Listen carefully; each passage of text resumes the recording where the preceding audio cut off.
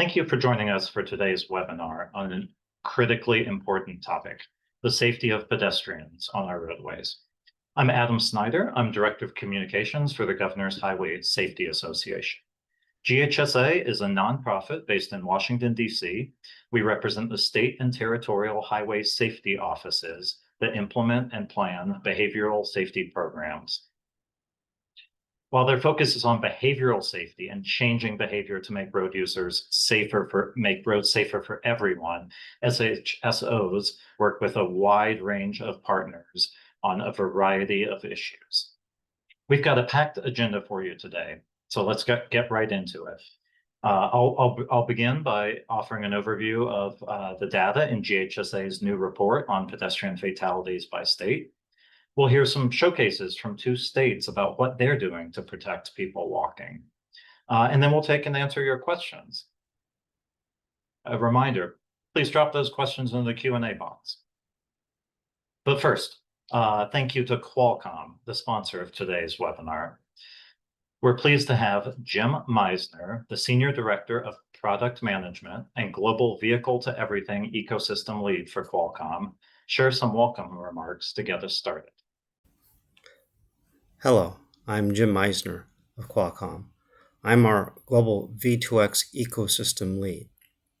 So what does that mean? That means that we are partners with those in the ecosystem. And those of us at Qualcomm who work this V2X problem understand that an important X is the pedestrian. And we want to excise, excuse the term, the epidemiological issue, the huge problem of our brothers, sisters, cousins, aunts, and uncles dying on the road. Certainly, technology is not a panacea, but technology can be part of the total fabric that is a safe system approach. We applaud GHSA for addressing, for example, in this webinar, the educational component, the call to action. We applaud GHSA for their work with enforcement and certainly working with companies like Qualcomm for their embracing of technology as part of that total solution. So V2X seems pretty good, right? You can put it on a handset. Can you? It's going to be very tough to put direct communication on a handset for safety. So what can you do in the near term? We are working on that with partners. A partner, for example, is the city of Chattanooga, and we're working with them to put V2X on a luminaire and putting a camera on the roadside saying that luminaire head. And we can detect pedestrians and send that signal to cars. We want cars to be equipped with this. But if cars aren't equipped with this, the luminaire is an LED. It flashes, it turns bright colors. So that flashing and turning bright colors can alert the pedestrian. So we're working those types of concepts. The roadside beacons, we're working with other partners to try to deploy those roadside beacons. They might have a camera attached to it, but there could be simply a pedestrian that actuates that, which in turn turns on the road. The radio also flashes the beacon. So you want multiple channels, communication being a great channel, radio communication, going long range. So you start to address that. This requires equipage. Mid-block may or may not be a good place. Actually, it's a great place to address pedestrians and a bad place for pedestrians to be that they get hit and oftentimes die when cars approach them in the dark, where they are least expected, as this audience, this group well knows. Other ways of addressing V2X are near term. V2X, usually when I talk about it, it's direct communication that sends a clear indication that there needs to be an action. There's a safety action that is near real time, that's safety of life critical.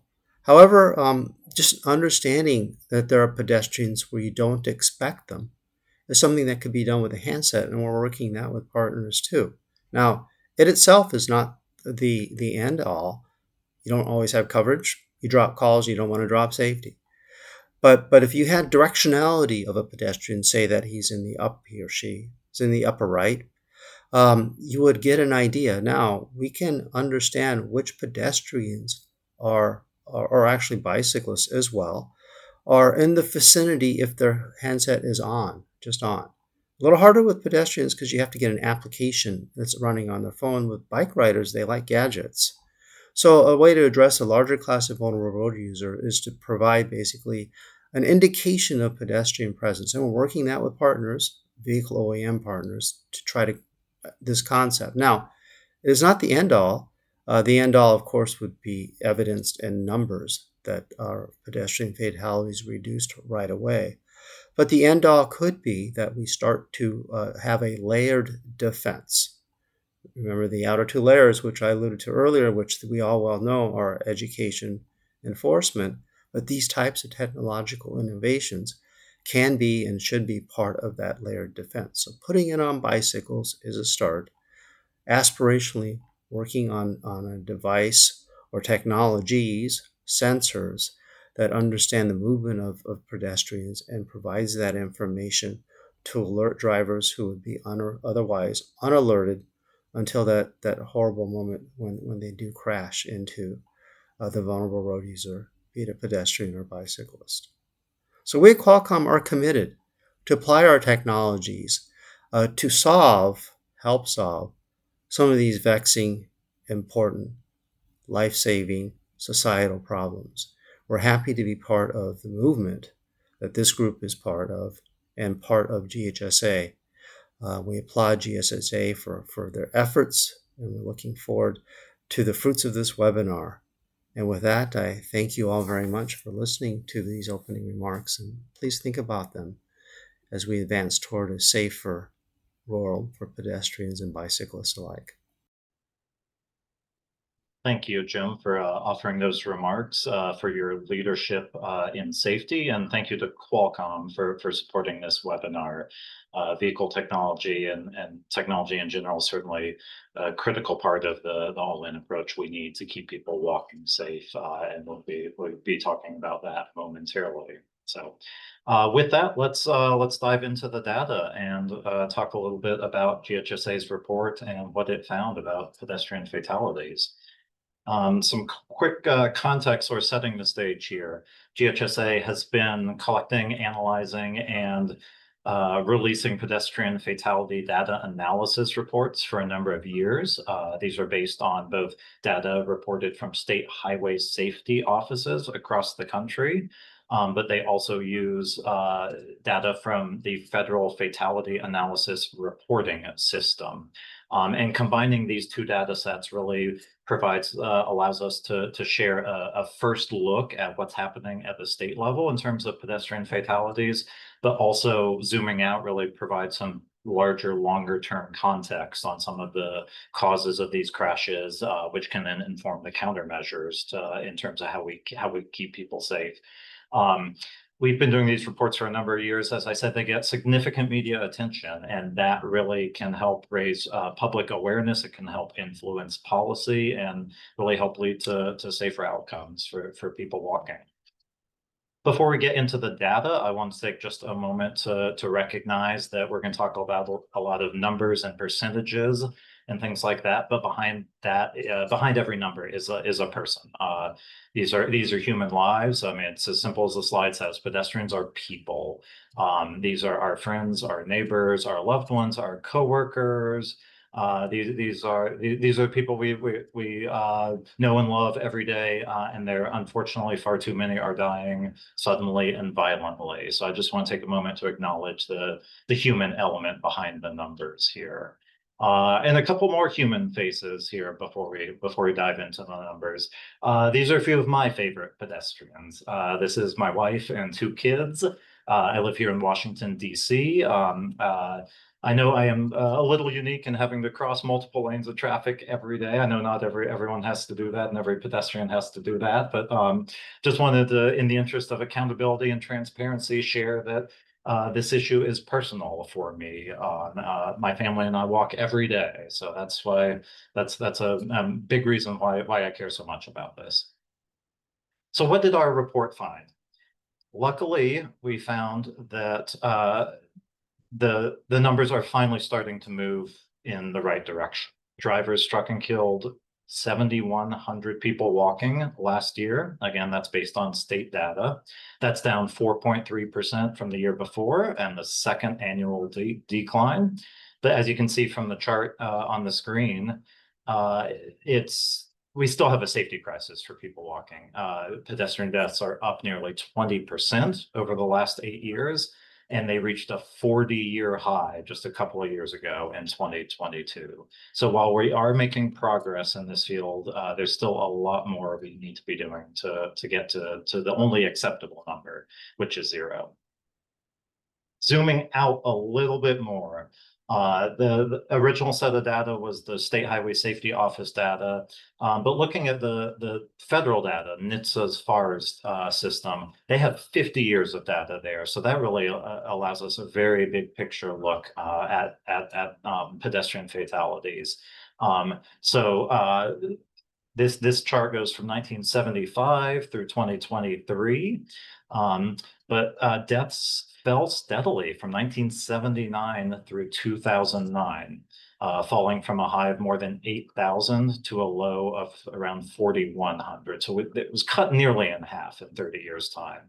But then it has risen nearly 80% since that time. So long story short, in the past 15 years, we have wiped out the previous 30 years of safety gains for people walking and rolling.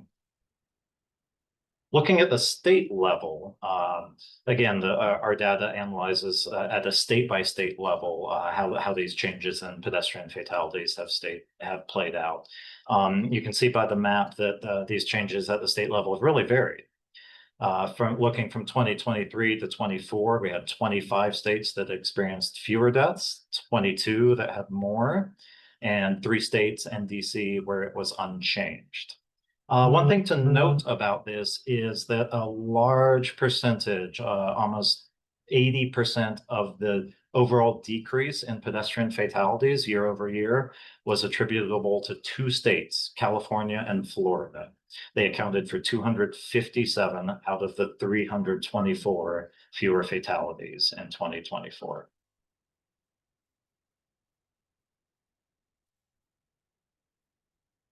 Looking at the NHTSA data, we saw a few charts about sort of how things have changed long term. I want to put this to you in another way, is sort of the vast increase in pedestrian fatalities compared to all other traffic crashes. So we saw that steep rise in the charts over the past 10 or so years earlier, but it has not been near as dire, frankly, for all other modes of travel.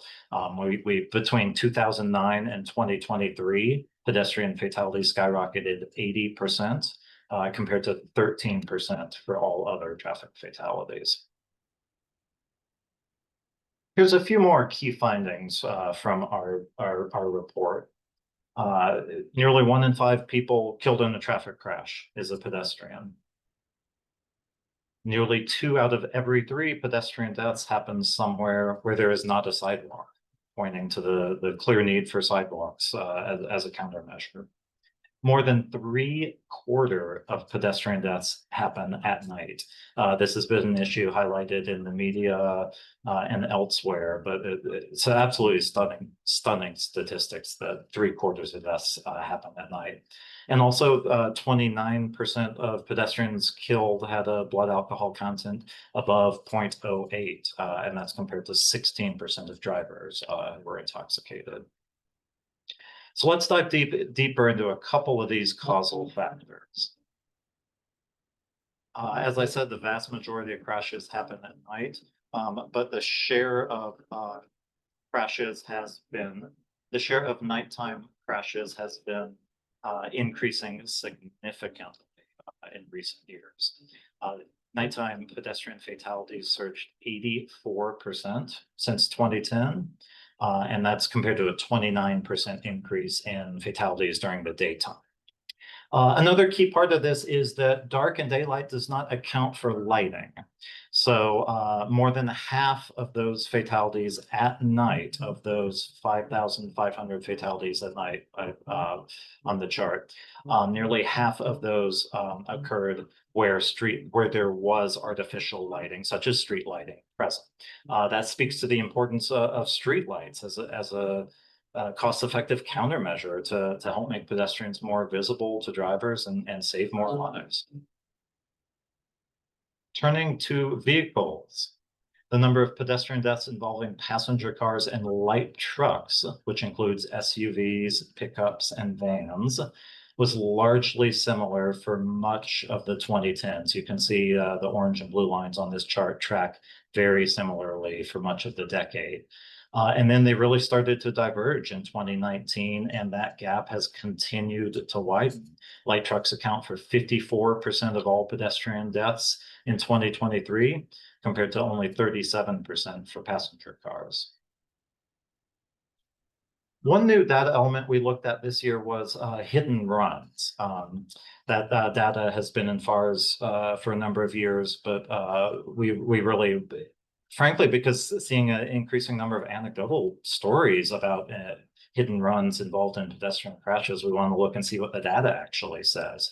And it's fairly troubling. In 2019, so about 20% of all pedestrian deaths involved a situation where there was a hit and run crash. That proportion jumped to nearly 25% in 2020 with the onset of the pandemic, and it has stayed at that high elevated rate ever since then, even though the pandemic's gone, but the high rate of these hit and run crashes has remained. One note on this is that not every hit and run crash involves a vehicle that hit the pedestrian is the one fleeing, but in 94% of the time where there's a hit and run crash with a pedestrian fatality, the hit and run vehicle is the one that killed the pedestrian. So, what has led to this safety crisis? We touched on a few of the key factors. To reiterate, though, reductions in traffic enforcement has had a humongous repercussions on traffic safety that we're still grappling and still trying to figure out how to deal with, frankly. It enabled dangerous driving behaviors, things like speeding, impaired driving, distracted driving, to run amok. Reductions in enforcement led to more of these behaviors, which led to more pedestrians dying on our roadways.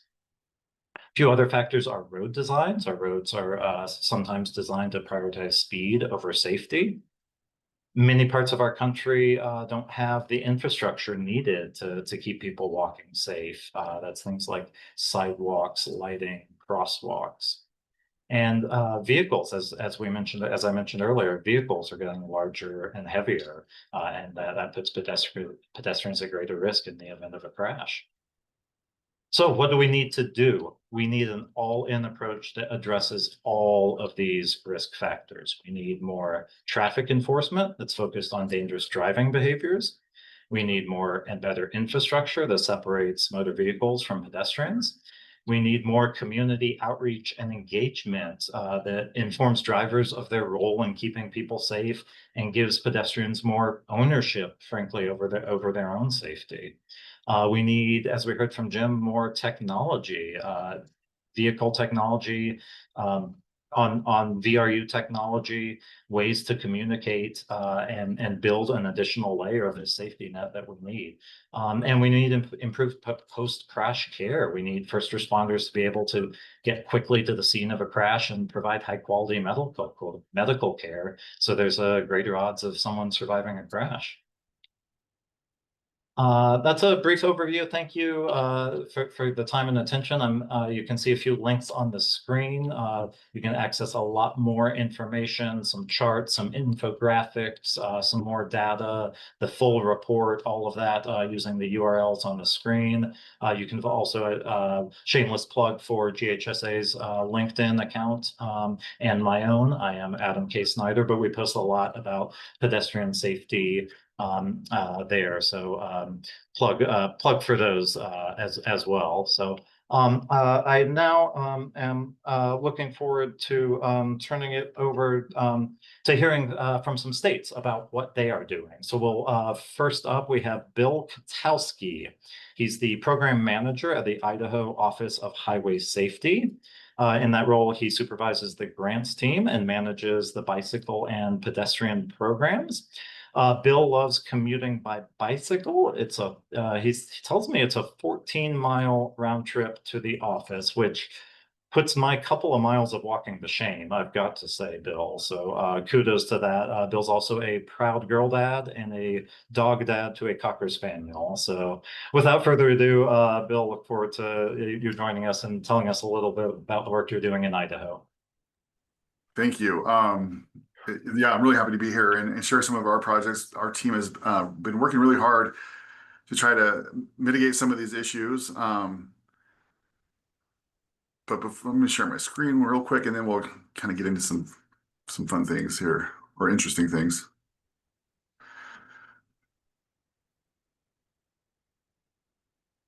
All right. So we're going to talk a little bit about some of the partnership we've had with the city of Boise. Our office is located in Boise. It's a beautiful town, but I want to tell you a little bit about it before we get into a lot of the presentation. We are the largest city in the state of Idaho. We're just about 240,000 people, and then we get a lot of visitors on a daily basis of folks who come into town to work or play or recreate. Our streets are pretty busy on most days. We are also known as the city of trees. One thing that we love in Idaho is open space and public spaces. And Boise has a lot of those public spaces filled with trees. We have the Boise Green Belt runs right through the middle of town. That's where I do most of my commuting. I'm very fortunate to be able to enjoy the nice scenery while I ride my bike to work. Which brings me to my next little one. We are a gold level bicycle friendly community. I know a lot of people in the community work really hard to provide mobility options for people who walk, ride bikes, or drive. And so they were very proud of the team of the city that put that application together, that they were achieve that level. So kudos to them.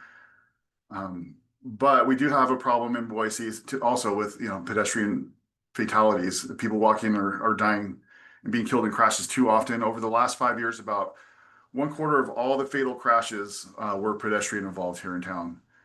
And that's something the city and the state and all of our partners along in between have been working really hard to mitigate. We're going to talk a little bit about some of that change and some of the things we're doing. This is an intersection here in Boise. It's 16th and Washington. This intersection is just right next to where downtown kind of gets into one of the first major residential neighborhoods. It's pretty busy right off, about a block away from State Street, and there's a supermarket there. It's a really busy intersection. In 2023, there was a young man. This is a mural, Jaden Zarowski. He was riding a skateboard through the crosswalk and was hit and killed by a dump truck. He was one of 52 people who were involved in a crash while they were walking. He was one of 8 people who was killed that year. And so it was really a catalyst for change here in the city as a community. And the city decided this isn't acceptable. And they established a Vision Zero task force here in town. They wanted to focus on how do we really reviewing every single fatality that happens in the city streets. Everything from, pedestrian related to impaired related to all the different focus areas that we have. But they don't just look at the data. They also look at the environment. They look at the infrastructure that's available. Are there, all the different elements of a crash to really try to figure out what can we do differently? How do we fix these things?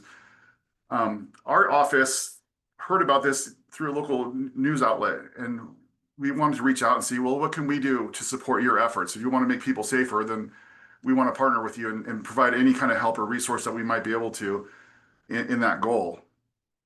So we reached out to the city and it just had some sit downs with a transportation advisor to the mayor who leads the group, and we shared some of our data resources. We talked about different grant opportunities. Boise Police Department is one of our big grant recipients, and their traffic unit they do amazing work. And so how do we continue to grow those efforts? How do we support this effort as a whole? And so one thing that came back to us is, really helping with communication and community engagement. And I really enjoyed that. Adam had that in his slide about that's one of the things we need to do better. We learned that very clearly as we worked with the city, and they have a program where they go to different communities and they have transportation projects, and sometimes there will be an enhancement to infrastructure. Sometimes there'll be restriping a road. But a lot of times they get a question from people, what is this? Like, how do we, and then they have the question and the challenge of how do we communicate what we're doing in terms of upgrading and enhancing our infrastructure here in the city. So we sat down and said, well, we could probably help you with that. And we really wanted to kind of sit out and change, a lot of times I think when you change the driver's expectation of what they're going to see in the roadway, or someone has to make a left instead of a right, or all these different things that you might see. A roundabout is a great example. It confuses people. And sometimes I hear, you're just doing that just to spend money and confuse people. And so we really wanted to kind of take that head on and really focus on infrastructure, and particularly, why do we have this infrastructure? What does it do to make me safer, and how am I supposed to use it properly? I work in the DOT, and we have a lot of engineers, and I've heard over the years several times, if people use this properly, if people did what they were supposed to do, which is, that's fair. But sometimes maybe we could do better of educating them of what they need to do. And so we partnered with the city this last year to really, how do we bridge that gap between what the design is and what's the intended use is and the actual use, and how do we help people better understand where they fit into this? And so we brought in our creative team, and we partnered with the city and the Vision Zero Task Force to start creating some of these messages of, these are some of the changes that you're going to see in your neighborhood. This particular slide, we're looking at a couple things. On the left, you'll see a little coming to your neighborhood, and it's talking about leading pedestrian intervals. That's been a big thing here in Boise. Most of the traffic signals downtown are running on leading pedestrian interval, and people will ask, well, how can they get to go first? And so this was meant to kind of just give an initial, here's what it is, and here's why it makes you safer. And then we'll have a QR code on these as you go up in neighborhoods of explaining what it really does more in depth. And on the right side of the screen, there's a few different images of some of the, some slides from our storyboard for a little video we were putting together to explain it a little more in depth. The goal is, put this in an A-frame or something into a different neighborhood as it's coming in. People don't understand that few seconds of getting into the intersection and being in the middle where vehicles and drivers can see you a little bit better is just such a big safety enhancement. We also help them with some messaging for other neighborhoods that they're working on, separated bike lanes, pedestrian hybrid beacons, and multi-use pathways. And these are just some different things. We talked about the infrastructure, but also like, this is what your role is in here. I think, if we're looking at the infrastructure we have, everyone, when we talk especially about safety for people walking and cycling, that we do need better infrastructure. I think everyone knows that. But we have what we have now, and a lot of these programs, if we were to green light them all and fund them all fully, we're still in reality years and years out from having the whole system updated. And that's just not practical. And so we need to be better today with what we have out there today. And so this is just trying to kind of help people understand these roadways have changed. We get our license in Idaho at 15 or 16, and you never have to take a test again. And the roadway has obviously changed. And so this is an effort to kind of help people better understand, these are the changes that you've seen. This is why you're seeing these changes, and this is how you interact with what's out there to be safe and to be mindful of the people around you. So we're working with the city, and as they go through these different communities now, to develop, these A-frame samples that you see here, we have, templates for some flyers for them to be able to go out and hand those to the people in the community, like if they go door to door or they have an open house. It's been a really interesting project so far. We're just kind of getting underway really with the city. We're moving forward with these ones when we're trying to figure out what other use cases do we have for this type of messaging. In the meantime, we're working because it's not just about the infrastructure; it's about a community mindset. I think a lot of times when we talk about traffic safety, we talk a lot about drivers, pedestrians, bicyclists, but it's a community of people. So our hope is with this effective communication, we can really help drive the safer behavior and really help everyone understand that they have a role in all of this. Whether you want to admit it or not, yesterday I rode my bike to work, and then I walked to the supermarket, and then I drove my daughter to soccer practice. So you go from being one to the other. So that's really why we tried to change the way we talk about transportation safety in Idaho to really taking a people first approach, because we're all of these things throughout the course of a week. We change from one mode of transportation to another, whether it's, and bringing it back to why we do what we do is because we're people and we care about the people around us. And so we've really been trying to take a active role in supporting the city as they grow the safer behaviors, but also helping connect that to the infrastructure. And then just finally, this is the same intersection we talked about a little bit earlier. This is a good win for the city and our friends at the Vision Zero Task Force. Since that fatality, they've worked really hard with the County Highway District and other partners to redesign the intersection. So they just did a ribbon cutting last week on this intersection. You can see they installed some bulb outs, they put in some some lighting for pedestrians, and it was just a really good win where they were able to take a problem, make it a positive, make it a better community effort. And we were just really happy that we were able to support in the way we did. They did most of the work, and we just were able to try to jump in and just be a good partner and ally and support them. So we were really excited about that.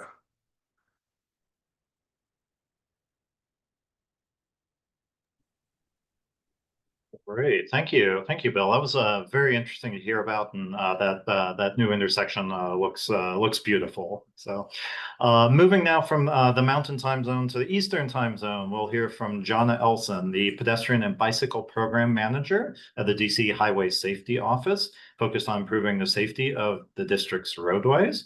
Prior to her time at the HSO, she worked at the Federal Highway Administration in the Livability Office. She holds a master's degree in community planning from the University of Maryland. And the fun fact about her, we always like to include one of those in these intros, is that Jona can probably be found riding her bike, gardening, or knitting. All great activities. So Jona, please share your screen and tell us a little bit about what you're doing here in DC. Yeah, happy to. All righty. So here we are. I just wanted to make a quick comment about Bill's presentation and that people first approach. I think that's really powerful and a really terrific way to frame our work we're doing. So hello, everyone. Like Adam said, I'm Jona. I'm the Pedestrian and Bicycle Program Manager at the DC HSO. As Adam mentioned, I lead efforts to protect our roadway, the most vulnerable roadway users, which really is a fancy way of saying I manage grants and do community outreach and education around walking, rolling, and biking in DC. Speaking of Adam, a big thank you to him and the team at GHSA for having me today. I'm delighted to highlight two programs we're working on in the district, but this is really a tiny piece of all the work we do. So I'm excited to chat more in the Q&A and even offline, perhaps at the GHSA annual meeting, on all of our pedestrian-focused efforts here in the district. So when you close your eyes with me and think of Washington, D.C., when you think of D.C., what comes to mind for you? You might think of our famous National Mall with its monuments and Smithsonian institutions, or you might think of our world famous cherry blossoms. DC is also a stage for large First Amendment right activity, and we are certainly a stage for politics. DC is all of that. People from all over the country and the world travel to and through the District of Columbia, sightseeing, enjoying our world-class nightlife, monuments, sports, or they're simply coming to work. DC is the tourist destination and political machine that you think it is, but it is also a vibrant city of individual and unique neighborhoods with their own history and flavor. Sure, people visit for 8 days, but there are families that have been here for 8 generations, from Anacostia to Adams Morgan, Belleville to Bloomingdale. DC is home to 700,000 people and just as many daily visitors and commuters. So with a population that doubles during peak hours, DC is a pretty complex ecosystem to navigate for all. This makes our job at the Highway Safety Office, keeping the nation's capital roadways safe, quite the puzzle. How do we engage the everyday resident going to the grocery store, the child going to school, interns here for the summer, families on spring break, and commuters? It's easy. I kid. But with safety as our North Star and 0 deaths and serious injuries as our overarching goal, we start with a framework for our approach. For most of you, this will look familiar. The safe system approach was founded on the principles that humans make mistakes and that those mistakes should never lead to death. In DC, though, we're a little extra. We take the safe system approach one step farther, breaking it down to categorize responsible parties and agencies. We don't just bring everyone to the table. We make sure they know if they're responsible for setting out the plates, clearing the dishes, or serving the food. We ensure our partners know their responsibility and facilitate avenues for connection and collaboration. We can pull in the Office of the Chief Medical Examiner to coordinate on processing specimens for prosecuting impaired driving cases. We can pull in DPW to tow unsafe scofflaw vehicles that have an extensive documented record of running red lights and endangering pedestrians. We can bring in the Department of For-Hire vehicles to make sure motor-driven scooters used for food and parcel delivery are staying off of sidewalks. The safe system approach provides a human-centered framework that places safety as a priority, and we in DC align that framework with accountable agencies. But we don't just have a framework. We have a movement. It's called United We Go. United We Go is a rallying cry for one to make responsible choices on the road, resulting in a safer transportation ecosystem for all. It's a call to move together, a call to obey the traffic laws that make our system work, to recognize our shared responsibility to play our part so we can all move as one. A little kindness goes a long way when traversing our roadways, metro stations, and bike paths. We are very proud to be DC's hometown, but we're also home to hundreds of thousands of moms and dads, artists and engineers, students and scholars, people who come from every walk of life to do one thing: go. So with that safe system lens and the United We Go rallying cry, we can take those safer roads and safer vehicles and make people safer. So as Adam mentioned earlier, the data for 2025 is promising. DC's matching national trends of lower serious injuries and traffic fatalities. We are down 67% from last year. So should we pat ourselves on the back and say, great job? No, each of those 11 traffic fatalities are people that won't make it back to school, back home, back to their friends and families. Digging down into that promising data, we see some alarming trends. 5 of those fatalities, just about half, are pedestrians. But that data helps us target our work and focus on what's important. And what's important? Protecting our future and raising a generation of safe, mindful, adventurous roadway safety advocates. I mean, kids. And how do we reach them? I'm so glad you guys asked. For those who don't know, story walks combine the love of reading with the joy of physical activity through displaying pages of a children's book along a dedicated route that's accessible to the community. This is a nearby trail in nearby Fredericksburg, Virginia. So through the Safe Routes partnership, we took that story walk concept and gave it a bit of a twist. We were inspired by this growing movement to enhance safety and access to public libraries. Libraries, like the typical settings of story walks, parks, and schools, are essential community destinations, and they serve a diverse population. I'm talking about kids here, but kids come to the library with their teenage sibling, their grandma, their parents. Libraries serve an incredibly wide swath of DC's population that might not be at your typical community engagement event. Seniors, folks without reliable internet, people that are unhoused.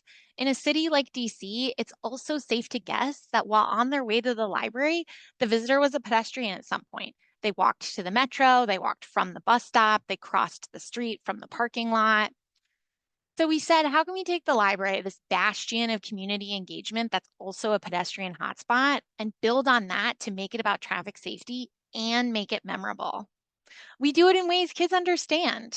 We contracted a local artist from a historically underserved ward in DC to develop 8 metal panels with artwork and poems depicting what it would be like to travel to the library, really making the connection between access to literacy and access to places. Throughout the year, we held community events with fun, kid-appropriate, traffic safety-themed creation stations. The artist was present at these engagement events, which really grounded the final product in each individual library. At the creation station, kids and their families could create friendship bracelets with glow-in-the-dark and reflective beads, which improves their visibility. They could color in bookmarks that reinforce the traffic safety messages we were sharing while chatting and creating. We were able to promote movement, fun, mindfulness, the library, exploration, art, creativity. But there was also traffic safety. We had traffic safety demonstrations, helmet fittings, reflective vest giveaways, and more. By combining this art, literacy, and traffic safety education, the Safe Routes Story Walk is doing more than encouraging safe access to libraries. It's building a culture of safety for and within the entire community. So I shared how we're engaging kids, but how about how we engage their parents, the literal and figurative drivers, or as I like to call drivers, people? So let's take a walk on the wild side. Adam mentioned enforcement, so a really great tee into this. We're going to walk to a safety enforcement corridor.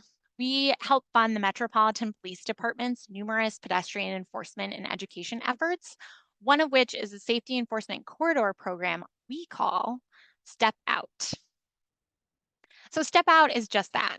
We work with MPD to select a corridor, typically along our high injury network, where a plainclothes officer attempts to cross at a mid-block or unsignalized crossing.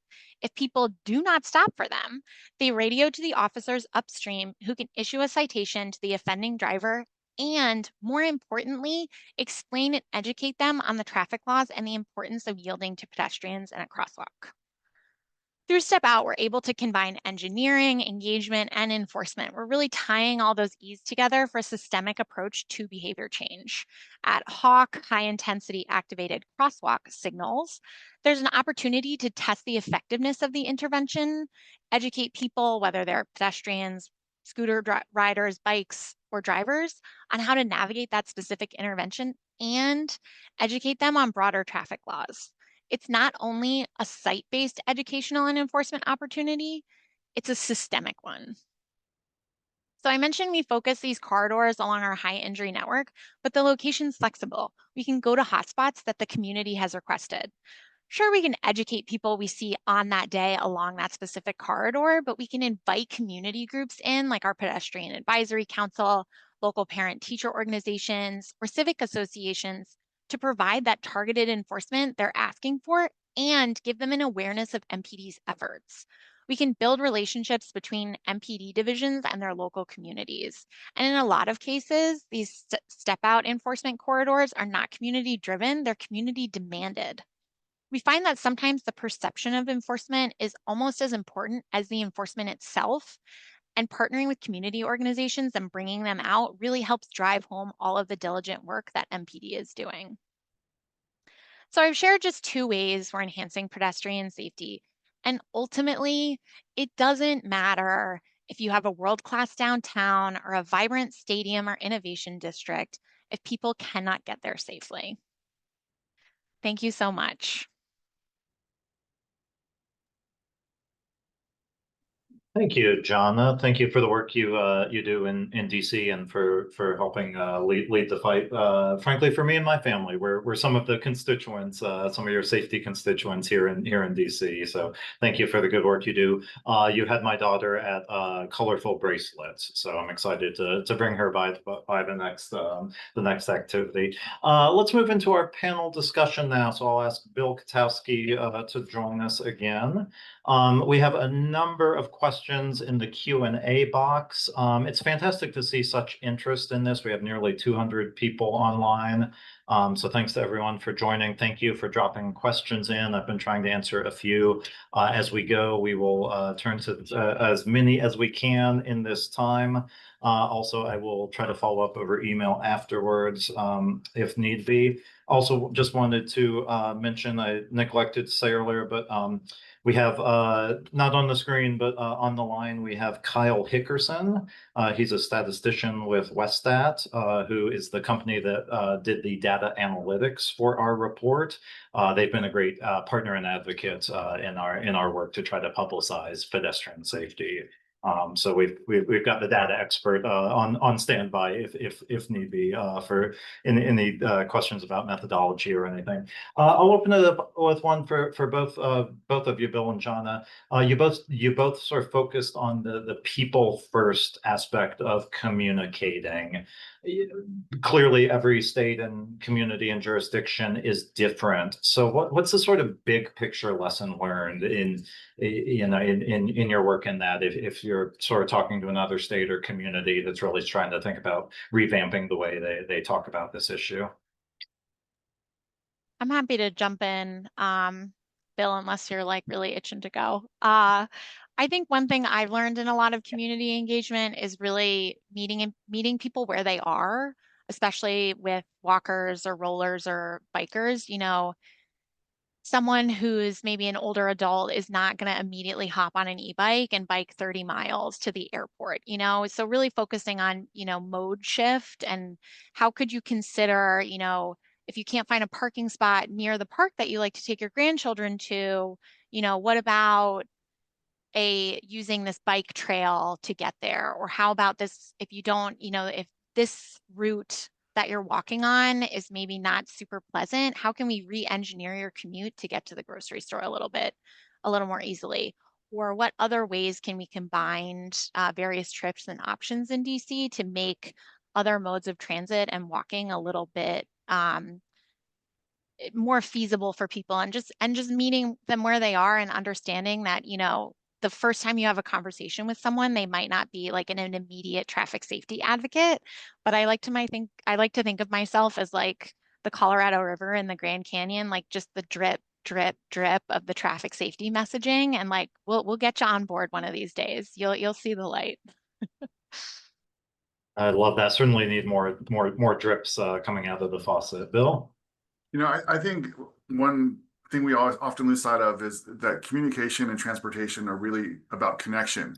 Whether we're connecting ideas to people through our communication or connecting people to places and things or each other. And people are at the heart of that, right? Like whether it's on the road or online, it's sharing ideas, sharing connection. And that's kind of a big reason why we've taken the approach we've taken, is because we're trying to bring that back, right? When we talk about numbers, and you did a great job of mentioning this in that opening slide, that there's a person that's involved in these crashes every single time. And as we talk about it in terms of, there was X amount of crashes or this truck hit that, we take the human element out of it. And I'm a big believer that when we build around people, it connects to people better. And so that's a real big reason, is just trying to, we've been desensitized in how we talk about it. And in our own words, than what we say has affected that. And when we're saying pedestrian, driver, bicyclist, it's more about the mode of transportation than the person using it. Right. Yep. Certainly. Thank you to everyone for dropping questions in. Please, again, drop any questions in the Q&A box. We were speaking before the call about sort of getting kids involved in this, thinking about adding those drips to the sort of safety faucet, and everyone using different modes, and pedestrians being people, frankly. What's been the experience, or any sort of insights in terms of using that as an element? Jona, you talked about that a little in your presentation in terms of messaging, both for kids and parents. So how was that played out in DC, Jona, to start? Yeah, sure. So we've done a lot of outreach to schools. We have a big push for our Safe Routes to School program, and each school has an individualized action plan that sort of gets funneled into this prioritization pipeline on implementing the really community-driven safety action plans. And kind of like you said, you get kids on board and they get all excited about it, but really the driver of that change is parents. And when you're talking about elementary school kids, sure, they can be super gung-ho about walking or scooting to work, listen to me, to school. But if they don't, have that buy-in from their parent, it might be a little harder to turn the tide. So we also focus on while we're interacting with the kids and at those activation stations or events we do with the public school system or the park system here, we're also talking to the parents and like, what barriers do you have for not walking to school, or maybe, taking your kids on a bike to school or taking the metro, or just like, how can we talk through that to really build upon the enthusiasm. We're really starting with the kids. Bill, you had talked about sort of using infrastructure as a way to communicate, as sort of the tip of the spear to talk to folks about safety. How, thinking about kids and, using that as another element because they're going to be using the crosswalks, the safe routes to school, how does that work, and sort of any lessons learned you could share from that? It's in our state, our teen drivers are about 2.5 times more likely to be involved in a crash than anybody else. And so, if we take that back a little bit, they're riding their bikes and they're walking and running through their neighborhoods before they're behind the wheel of a car. And so we partner a lot with our Safe Routes partners and other community groups to really try to, how do we help these young people learn what's happening in the roadway environment? And it's from an infrastructure perspective, we do bike rodeos every once in a while. We go out to schools and support our Friends from Safe Routes to Schools. They do that. And we're actually in the process right now of building a permanent traffic garden here in Boise. The Ann Morrison Park is the biggest park in town. So we're really excited. That's going to actually open up right before the GHSA annual meeting. So if anyone wants to see pictures, look me up at the GHSA annual meeting. It'll be a lot of fun. But yeah, they need to know what's happening around them. And these traffic gardens are just a great way to let kids learn how to use the infrastructure, learn what a stop sign is for, what a yield sign means in a safe place where there's no risk of, interacting with a motor vehicle. And so we're really excited about that. We've also worked with our Safe Routes partners to create data dashboards around every school in the state so they can see before they go in to talk to kids what kind of crashes happen near the school so that they can be better prepared to speak to the actual environment the children see. And so that's been a really successful program too. Yeah, really interesting. I'm a huge fan of traffic gardens. Me and my two kids are great way to keep kids safe and help them learn about safety. We've had a number of questions and comments regarding enforcement. Jona, in GHSA's report, a few different jurisdictions in our survey responded that they're leveraging a lot of different enforcement activities to make it safer for pedestrians. But specifically, DC was one that mentioned to us using sort of the sting operations, I guess, sort of targeting drivers specifically in the dangerous driving behaviors, not jaywalkers, so to speak.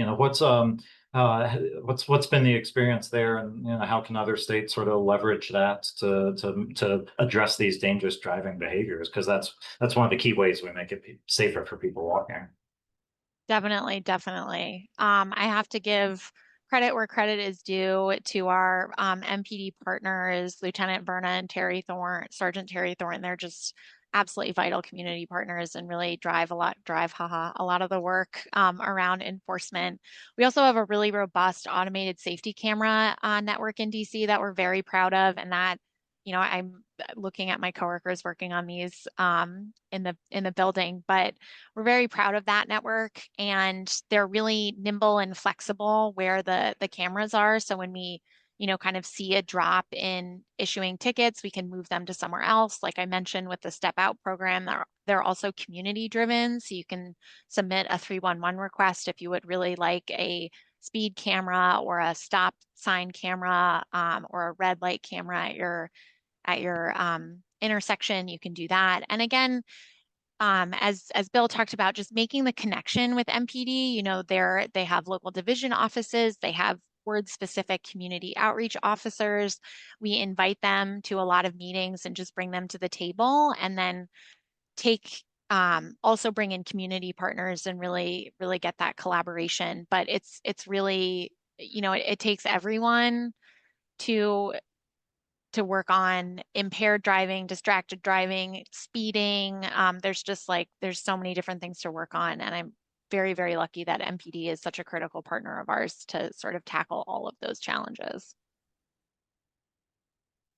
But that's great to hear, and I've seen that firsthand here in Washington, D.C. Not every community is honestly might not be very eager to work with law enforcement.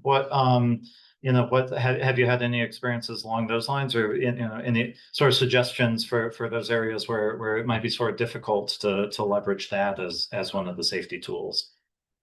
For sure.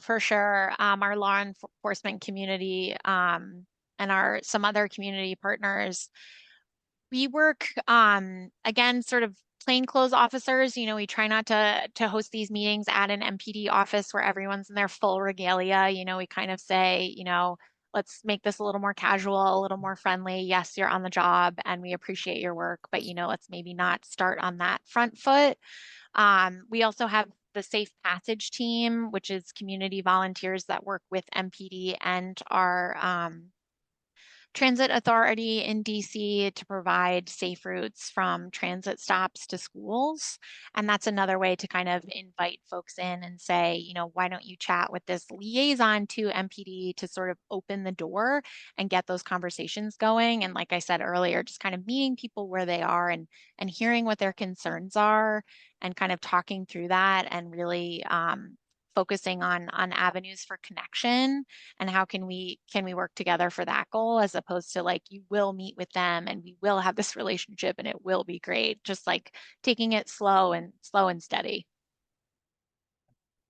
Bill, I've not been myself, but I imagine rural Idaho is a little different than Washington, D.C. What's your experience and some sort of common factors there? You know, we're pretty fortunate, I think, as a state. You know, by and large, a lot of folks here support law enforcement, and so we don't run into that a ton. What I would say though is one thing we do at the Highway Safety Office is we do try to create opportunities for our law enforcement partners to join us in community events to build goodwill. You know, whether that's, you know, setting up a traffic garden at Treefort Music Festival and inviting a couple of the bike police officers to come with us, or this last summer, the Boise Police Department, we worked on a traffic clinic at the refugee center, where we had our, you know, things translated into several different languages. We had interpreters, and so we were able to give them a good experience. That law enforcement aren't just out there to, you know, to be there on your worst day. They're also members of your community. They want you to be happy and successful and safe. And so breaking down those walls and creating opportunity for connection, I think, is really helpful for us. Getting law enforcement into the community more. We said earlier, pedestrians are people, law enforcement officers are people too. So incredibly important. Thank you both. We're approaching the end of our time together, but thank you both so much for being with us and for the work you do to keep people walking and rolling safe. I'm afraid we are out of time today. We had a lot of great questions in the Q&A. I will be trying to follow up with more of those afterwards. Apologies, we did not have time to get to them all. I would stay on and get through them, but I don't think anyone wants another hour here, so we will wrap up.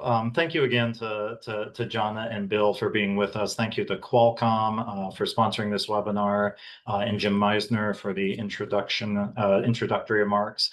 A quick plug, both Jona and Bill previewed this, but the GHSA annual meeting, the 2025 annual meeting, will be held in Pittsburgh, August 23rd through 27th. Pedestrian safety and the safety of people walking, rolling, biking will be woven throughout the conference. We've got several exciting workshops.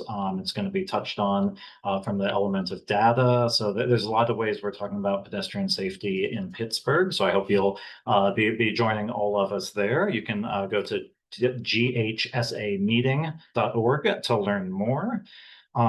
We will be sending a follow-up email tomorrow as well, so stay tuned for that with a link to the recording. Please feel free to share it on social media or email with any follow-up questions. Thank you again for everyone for your interest in this topic and for joining us today, and I hope you all have a safe and pleasant day.